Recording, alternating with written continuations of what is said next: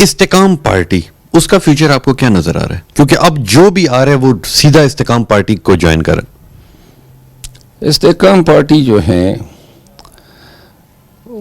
دیکھیے پارٹی یا تحریک یا نظریہ یہ تب پنپتا ہے، پلتا پھولتا ہے جب آپ کا کوئی ماسس کے لیے کوئی اٹریکٹیو میسج ہو، آپ کا کوئی نظریہ ہو، آپ کوئی پروگرام دے سکتے ہیں قوم کے لیے، جوانوں کے لیے، ہیلتھ سیکٹر میں، انڈسٹری میں، کمرشلائزیشن میں. آپ کی شخصیت جو ہیں وہ بااعتماد ہونی چاہیے، لوگوں کا یہ بیلیف ہو کہ جی یہ شخص جو ہیں اپنے عمل سے یہ پہلے ماضی میں کر چکا ہے، تو لہٰذا یہ ہمارے اعتماد کے قابل ہے. اب استحکام پارٹی میں سارے پیسے والے لوگ آ گئے ہیں چونکہ ان کے پاس پیسہ ہے.